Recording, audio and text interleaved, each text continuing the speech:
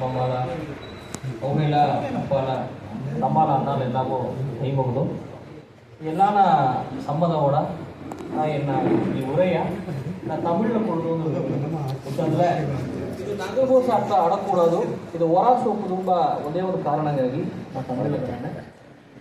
இங்கே வந்திருக்கின்ற அத்தனை பேருக்கும் என்னுடைய வணக்கம். படுகில் ஒரு முதுமொழி உண்டு, நேனக்கி சமுத்திர சமதரவா என்பது அந்த முதுமொழி. படுகு சமுதாயத்தை பற்றியும் இன்று முக்கிமலை சுகுமாரன் அண்ணா எழுதியிருக்கின்ற இந்த நூலை பற்றியும் பேசுவதற்கு நேரம் போதவில்லை. ஆனால் அருமை கருதி மிக சுருக்கமாக ஒரு சில கூறுகளை இங்கே நான் முன்வைக்க விரும்புகிறேன். இந்த நூலை எழுதிய சுகுமாரன் அவர்களும் ஏன் மிக முக்கியமானவர்கள்? அவருடைய மண்ணின் மைந்தர்கள் முதல் தொகுப்பு 2006 வெளிவந்தது. நானெல்லாம் அப்பொழுது முனைவர் பட்ட ஆய்வாளராக இருந்த காலம். எங்களுக்கெல்லாம் அது ஒரு மிக சிறந்த ஒரு கையேடு. இன்று 2026 அந்த நூலினுடைய 8வது தொகுதி வெளிவந்திருக்கின்றது. ஒரு சந்தன மரத்தினுடைய இயல்பு நமக்கு தெரியும். அதை எடுத்தவுடன் அந்த மரத்திற்கு வாசம் இருக்காது, நறுமணம் இருக்காது. அதற்கு ஒரு காலம் வேண்டும்.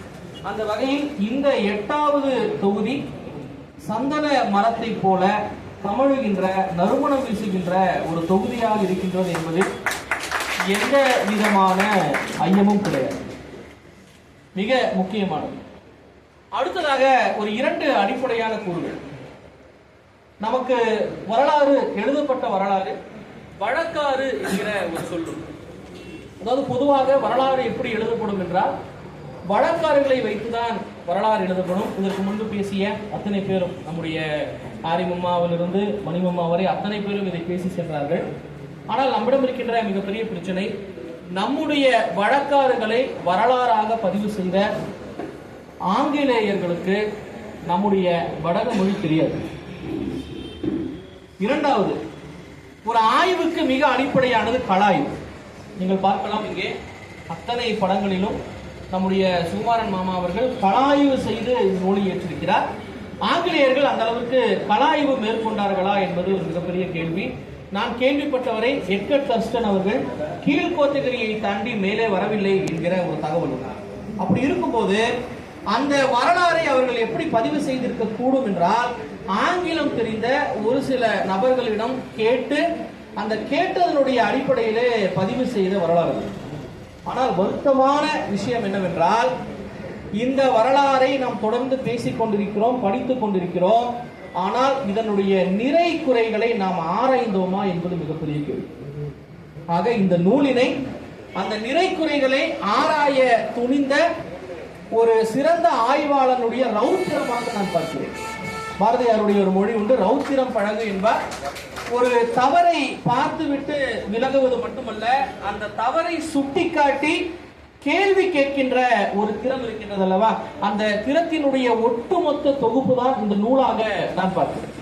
நண்பர்களே, இந்த நூலில் நிறைய விஷயங்கள் இருக்கின்றன. எனக்கு தெரிந்து இந்த நூலினுடைய தரவுகளை வைத்து வடக சமுதாயத்தை ஒரு தொழுக்குடி சமுதாயம் என்றே நாம் வரையறை செய்துவிட முடியும். அத்தனை தரவுகள் உள்ளன. இதில் இருக்கின்ற ஒரு சில கூறுகளை நான் உங்களுக்கு சுட்டிக்காட்டுகிறேன். அவர் ஒரு கேள்வி கேட்கிறார். ஐரோப்பியர்கள் நீலகிரிக்கு வருவதற்கு முன்பே நீலகிரியில் 174 படுக ஹட்டிகள் இருந்தன, 300 எம்மட்டிகள் இருந்தன. அப்படி இருக்கும்போது இந்த சமுதாயத்தை ஒரு புலம்பெயர் சமுதாயம் என்று சொல்லிவிட முடியுமா? ஒரு கேள்வி கேட்கிறார். இதற்கு பதில் தேட வேண்டும், நம்மை நாமே கேள்வி கேட்டு கொள்ள வேண்டும். அதே போல நமக்கெல்லாம் தெரியும், நீலகிரியை பற்றிய பல குறிப்புகள் கெசட்டியர் என்பார்கள், மேனுவல் என்பார்கள், தமிழில் கையேடு என்பார்கள். மிக முக்கியமாக இந்த நூலிலே அந்த மேனுவலை வைத்து ஒரு ஒப்பீட்டு ஆய்வை அவர் செய்திருக்கிறார். 1880 கிரீக்குடைய மேனுவலையும், 1908 பிரான்சிஸ் உடைய மேனுவலையும், 1995 கோபாலகிருஷ்ணன் அவர்களுடைய மேனுவலையும் ஒப்பிட்டு அவர் ஒரு கேள்வி கேட்கிறார். அதாவது 1880 கிரீக் அவர்களுடைய மேனுவலில் இருந்த படகர்களுடைய நில விவரம் சார்ந்த பதிவுகள் அடுத்து வந்த மேனுவலில் ஏன் இல்லை என்கிறார். இது அனைவருமே மிக ஆழமாக யோசிக்க வேண்டிய கேள்வி. ஆக இந்த வரலாறு புறக்கணிக்கப்பட்டதா? தமிழிலே உங்களுக்கு தெரியும் கஸ்தூரி மான் என்கிற ஒரு மான் உண்டு. அந்த மானினுடைய இயல்பு என்ன செய்யும் என்றால், அது ஒரு நறுமணத்தை தேடிக்கொண்டே இருக்குமா, தேடி தேடி அலையுமா. ஆனால் உண்மை என்னவென்றால், அந்த நறுமணம் வருவதே அந்த மானிடம் இருந்துதான். அது தெரியாமல் அந்த மான் நறுமணம் எங்கிருந்து வருகின்றது என்று தேடி தேடி தேடி தேடி நறுமணத்தை தேடி செல்கின்றது. அப்படி ஒரு நிலையில் தான் நாம் இருக்கிறோம். இதை கேள்வி கேட்க நாம் தவறிய மிக முக்கியமான ஒரு இடம். அதே போல இன்னும் ஆச்சரியமாக ஒரு இடத்தை பதிவு செய்கிறார். நண்பர்களை நாம் நிறைய பேசணும். 1603 பினிஷாவுடைய குறிப்பை பற்றி அவர் சொன்னார். அதுதான் நீலகிரி பற்றிய வரலாற்று பூர்வமான முதல் குறிப்பு. அவர் வரும்போது மேலூர் மஞ்சக்கம்பை வழியாக வரும்போது அவர் சொல்கிறார், நீலகிரியில் 2 மக்களை தான் பார்த்தேன். ஒன்று படகர்களை பார்த்தேன், இரண்டாவதாக நான் படவர்களை பார்த்தேன் என்று ஒரு பதிவை அவர் செய்கிறார். இவர் இந்த நூலில் ஒரு கேள்வி கேட்கிறார். அதாவது 1814 வில்லியம் கீஸ், அதே போல மெக்பர்சனுடைய கடிதங்கள், சல்லிவனுக்கான கடிதங்கள், இதில் எல்லாம் ஏன் குச்சனன் அவருடைய குறிப்புகளும் பினிஷோவுடைய குறிப்புகளும் இடம்பெறவில்லைன்னு ஒரு கேள்வி. மிக ஆழமாக சிந்திக்க வேண்டிய கேள்வி, ரௌத்திரமாக கேட்கப்பட வேண்டிய ஒரு கேள்வி. ஏன்? ஆக இன்று வரைக்கும் இந்த தொல்குடி சமுதாயத்தினுடைய புறக்கணிப்பை நாம் எப்படி ஏற்றுக்கொள்வோம்? இதை நாம் கேள்வி கேட்டோமா? கேள்வி கேட்பது என்பது ஏதோ உணர்வு ரீதியாக பேசுவது அல்ல, அறிவுபூர்வமாக அணுகினோமா என்பது முக்கியம். இதில் இந்த நூலில் இந்த அறிவுபூர்வமான அணுகல்கள் பல இடங்களில் அவர் சுட்டிக்காட்டியிருக்கிறார். இந்த கேள்விகளுக்கு விடை தேட வேண்டும். விடை தேடுவது என்பது ஏதோ நம்மளவில் மட்டும் இல்லாமல் தனிநபர் என்கிற அளவில் தொடங்கி ஒரு சமுதாய இயக்கமாக மாறி இந்த வினாக்களை எழுப்ப வேண்டும்.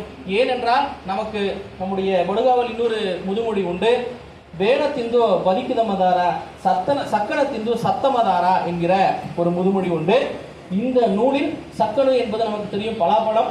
ஒரு பலாப்பழத்தை எப்படி அதனுடைய முள்ளை உரித்து உள்ளே இருக்கின்ற பலா சுளைகளை எடுத்து நமக்கு தருவார்களோ அப்படி இந்த நூலை தந்திருக்கிறார். இந்த நூலை படித்து பாருங்கள். நான் உங்களுக்கு ஒரு வேண்டுகோள் வைக்கிறேன். நாம் ஒவ்வொருவருடைய வீட்டிலும் இது இடம்பெற வேண்டிய மிக முக்கியமான நூல். அந்த நூலை வாங்கி சென்று வீட்டினுடைய அலமாரியில் மட்டும் வைத்து விட்டால் போதாது, இதை படித்து தொடர்ந்து விவாதங்கள் செய்ய வேண்டும். ஏனென்றால் விவாதத்திற்கு உட்படாத எந்த ஒரு கூறும் தீர்வை கண்டதாக சரித்திரமே கிடையாது. சரி இருக்கலாம், தவறு இருக்கலாம். சரி என்றால் அதை பற்றி மேலும் அறிந்து கொள்ள வேண்டும், தவறு என்றால் அதை பற்றி கேள்வி கேட்க வேண்டும். இதை பற்றி மிக ஆழமான, நீங்கள் பார்க்கலாம், 700 நூல்களிலிருந்து தரவுகளை எடுத்து அதை பதிவு செய்வது என்பது ஒரு ஆய்வாளனுடைய நிலை என்பது சாதாரணமானது அல்ல. சுகுமாரன் மம்மா அவர்களை போன்ற ஆய்வாளர்கள் அவர்களுடைய வாழ்வை ஒப்பு கொடுக்கின்றது. நீங்கள் சாதாரணமாக நினைக்கலாம், அதற்காக பட வேண்டிய தியாகம் இருக்கின்றது அல்லவா? அதிலும் எந்தவித பிரதிபலனும் இல்லாமல் இந்த நூலை அவர் எழுதியிருக்கிறார் என்றால் அது அவருடைய முயற்சி. ஒரு முறை அவரை சந்திக்கும் போது சொன்னார், நூலுக்கு பணம் இல்லை என்றால் என்னுடைய சொத்தை விற்கிறேன் என்றார். சமுதாயத்திற்காக என்னுடைய சொத்தை விற்கிறேன் என்றார். நண்பர்களே, ஒரு ஆய்வாளனுடைய மிகப்பெரிய ஒரு தாகம், மிகப்பெரிய ஒரு ரௌத்திரம்.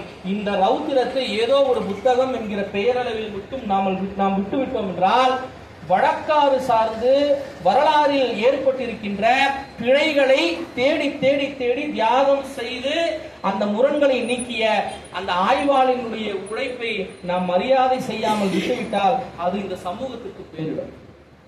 நண்பர்களே, ஆங்கிலேயர்களுடைய தரவுகளை மட்டுமே நாம் தெரிந்து கொண்டு முட்டாள்தனமாக அந்த தரவுகளை மட்டுமே அடியொற்றி நடக்கின்ற அந்த நிலையை நாம் உடைக்க வேண்டும். அதை உடைத்த ஒரு மிக முக்கியமான ஒரு ஆக்கமாக இந்த நூலை பார்க்கிறேன். சுகுமாரன் மாமாவுக்கு ஒரு வேண்டுகோள் வைக்கிறேன். இந்த நூல் உலகளவில் செல்வதற்காக ஆங்கிலத்தில் எழுதியிருக்கிறார். இது நிச்சயம் தமிழிலும் இந்த நூல் மொழிபெயர்ப்பாகி வர வேண்டும் என்கிற ஒரு வேண்டுகோளையும் இந்த நேரத்தில் வைக்கிறேன். இந்த நூலில் ஒரு ஆய்வில் மிக முக்கியமான ஒன்று செறிவு என்று சொல்வார்கள். இந்த நூலில் தேவையில்லாத ஒரு விஷயத்தை கூட நீங்கள் பார்க்க முடியாது. ஒவ்வொரு இடத்திலும் மிக செறிவாக அந்த தரவுகளினுடைய விளக்கத்தோடு ஒரு தேர்ந்த ஆய்வாளன் ஒரு நூலை எப்படி கட்டமைப்பானோ அந்த கட்டமைப்போடு ஏற்பட்டு தந்திருக்கின்ற இந்த நூல் மிக முக்கியமான நூல். படுகு சமுதாயத்திற்கு மட்டுமல்ல, நீலகிரியினுடைய வரலாறை மறுவாசிப்பு செய்வதற்கான மிக தரமானது. ஆகவே நான் தயாரித்து வந்திருக்கின்ற குறிப்புகளில் ஒன்றை கூட நான் பேசவில்லை, அதற்கு நேரமும் இல்லை. நண்பர்களே, பேசி தெரிந்து கொள்ள வேண்டும் என்கிற அவசியம் இல்லை. இது பசிக்கான நேரம். இந்த நூல் ஒரு சமுதாயத்தினுடைய 200 ஆண்டுகளுடைய பசி, சாதாரண பசி அல்ல. 200 ஆண்டுகளாக புறக்கணிக்கப்பட்ட, மறைக்கப்பட்ட ஒரு சமுதாயத்தினுடைய பசி. ஆகவே இந்த நூலை நாம் அனைவரும் அவ்வளவு பெரிய தியாகம் செய்து உருவாக்கியவருக்கு நாம் செய்ய வேண்டிய ஒரே கைமாறு இந்த நூலை நாம் வாங்குவது மட்டும்தான். வாங்குவது மட்டுமல்ல, அதை வாசிப்பது, விவாதிப்பது, அதை அடுத்தவருக்கு கொண்டு செல்வது என்பது மிக மிக அடிப்படையான ஒன்று. நண்பர்களே, ஒரு அன்பான வேண்டுகோளை வைக்கிறேன். இங்கே அத்தனை பெரியவர்கள் இருக்கிறீர்கள். நிச்சயமாக இந்த புத்தகத்தை வாங்கி சென்று உங்கள் ஊரினுடைய பொது இடத்தில் வைப்பதோடு மட்டுமில்லாமல் அதை பற்றிய பல விவாதங்களை நிகழ்த்துங்கள் என்கிற ஒரு கூறினையும் இந்த நேரத்தில் நான் கேட்டுக்கொண்டு, பசி நேரத்தினுடைய அருமை கருதி, நிகழ்வினுடைய அருமை கருதி என்னுடைய உரையை நான் இங்கே நிறைவு செய்கிறேன். ஒத்தகை என்கிற இந்த நிலம், இந்த நிலத்தினுடைய பேரே ஒத்தகை தான். உதகை என்பதை நான் ஏற்பதில்லை. ஒத்தகை என்பதற்கு படுகில் மிக அழகான அர்த்தங்கள் உண்டு. ஒத்து என்பது நமக்கு தெரியும், சூரியன். அந்த நீலகிரியை எடுத்துக்கொண்டால் நமக்கு 4 திசைகள் கிடையாது, 2 திசை தான். சூரியன் உதிக்கின்ற திசை, மறைகின்ற திசை. மூடே பூவே என்று சொல்வார்கள். மலைப்பகுதிக்கு இந்த திசைகள் தான் யதார்த்தம். 4 திசைகளை இங்கே நீங்கள் பார்க்க முடியாது. வாஸ்து பார்த்து இங்கே வீடு கட்ட முடியாது. அதெல்லாம் போலிதனம். நீங்கள் பார்த்தால் அந்த சூரியன் உதிக்கின்ற இடமாக இந்த ஒத்தகை இருந்திருக்கின்றது. அந்த சூரியனை பார்த்து கைமுகுவது என்பார்கள், வணங்குகின்ற இடமாக இந்த இடம் இருக்கின்றது. அந்த வகையிலே இந்த படுகு சமுதாயம் சார்ந்த இந்த 200 ஆண்டு காலத்திய இந்த பெரும் போராட்டத்திற்கு இந்த நூல் ஒரு சூரியனை போல ஒரு விளக்காக திகழும் என்பதில் எந்த ஐயமும் இல்லை. நாம் சுகுமாரன் மாமாவை போன்ற ஆய்வாளர்களை இந்த சமூகம் கொண்டாட வேண்டும். இதே இப்படிப்பட்ட ஒரு ஆய்வாளர் இன்னொரு மொழியில் இருந்திருந்தால் அவருக்கு புக்கர் பரிசு கிடைத்தது. நாம் செய்கின்ற மிகப்பெரிய தவறு என்னவென்றால், கஸ்தூரிமானை போலதான் நம்மிடம் இருப்பவர்களை விட்டு விடுவோம். நம்மிடம் இருப்பவர்களுடைய செயல்பாடுகளை பார்த்து பொறாமைப்படுகின்ற ஒரு சூழலை ஏற்படுத்துவோம். அங்கிருக்கின்ற நிறைத்துறைகளை விவாதிப்பதில்லை. இதையெல்லாம் நாம் செய்தால், இந்த நிலையெல்லாம் மாறினால் நாம் நினைக்கின்ற அந்த நிலையை அடையலாம் என்கிற ஒரு வேண்டுகோளையும் இந்த நேரத்தில் நான் வைத்துக் கொண்டு, படுக ஒரு முதுமொழி உண்டு, தினைக்கூடி பத்தா அணிக்கூடி ஹல்லா என்பார்கள்.